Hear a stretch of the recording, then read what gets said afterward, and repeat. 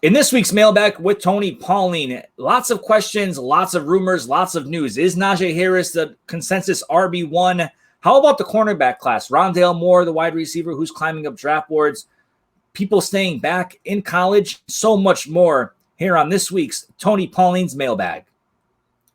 Tony, plenty of questions here in this week's mailbag, but let's just tackle a few highlights. Let's start with the running back position. Najee Harris, is he the consensus RB1 on team draft boards? And how does he, kind of compare to Travis Etienne here from Clemson? Well, with the teams I've talked to, yes, they all think that Najee Harris is running back number one. I think he's a little bit more powerful on the inside as opposed to Travis Etienne. I think he's a slightly better receiver than Travis Etienne is. Not that Etienne is not a good receiver. He's a terrific receiver. It's just that Najee Harris is a little bit better. Also, Harris is a little bit of a better blocker. Now, the fact is when it comes to running back, it's going to be whoever fits the system. A lot of people have talked about the Miami Dolphins selecting Najee Harris late in round one. People have talked about the New York Jets using either their second pick in round one or an early second round pick if Najee Harris is there because they have a hole at running back. I can tell you this, from those I've talked to close to the situation, Najee Harris, the Jets don't feel Najee Harris is a good fit for their system. They want more of the speed guy, the guy that can basically hit the home run the daylight. I know that they like Khalil Herbert of Virginia Tech. So while when you look at the pecking order of running backs, a lot of times it's fits. I mean, not too many people thought that Clyde Edwards-Helaire was going to be the first running back selected in last year's draft, never mind being a first-round pick. Yeah, he was a terrific running back at LSU, but I don't think too many people projected him as a first-round pick, but he was the perfect fit for that Kansas City Chiefs system. Lots of running backs there went early, not early, but late in the first round, then early in the second round there. Jonathan Taylor, for example, J.K. Dobbins, and then, of course, Edwards-Helaire and DeAndre Swift also.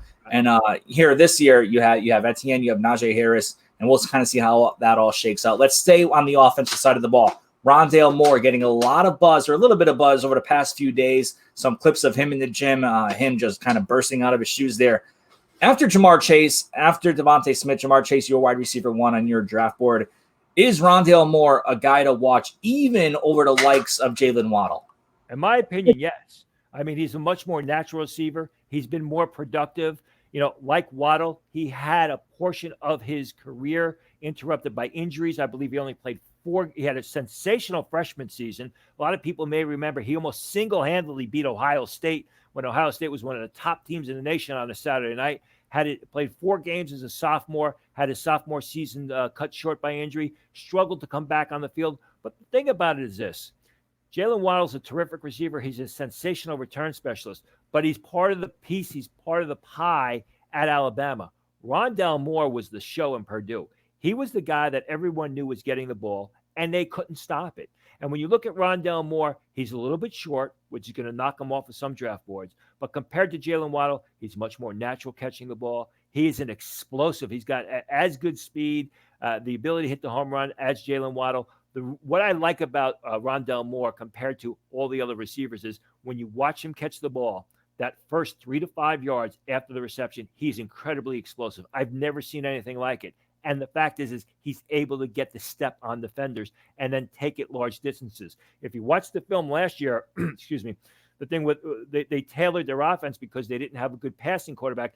Rondale Moore ran a lot of receiver screens rather than sending him vertical. And he caught basically everything that was thrown his direction.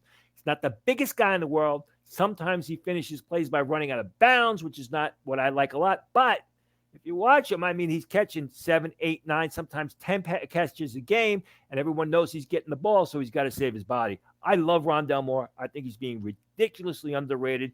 The question is, do you want a receiver on your team? Do you want a starting receiver, or can you use a starting receiver that's probably going to measure under 5'10". And that's always the tricky thing, right? You get these stereotypes. The tricky thing is you get into these stereotypes of guys, of general managers and scouts who have their prototypes. And that could be a factor against Moore. Now, the wide receivers go up against the cornerbacks. And you've talked plenty about this cornerback class not being very strong this year. Has your opinion changed after watching more film and compiling scouting reports? Or are you still with the same conclusion that this cornerback class has a lot of flaws and a lot of warts? Yeah, I think there's no superior cornerback in this year's class. I think there are guys like Patrick Surtain, like J.C. Horn of South Carolina, who have upside, but they still need a lot of work on their game, and there's no guarantee. A lot of people love Caleb Farley. I'm not one of them. Yeah, Caleb Farley, I've had graded as draftable since his freshman season, and he's shown flashes, but there was no consistency in his game of consistently shutting down opponents.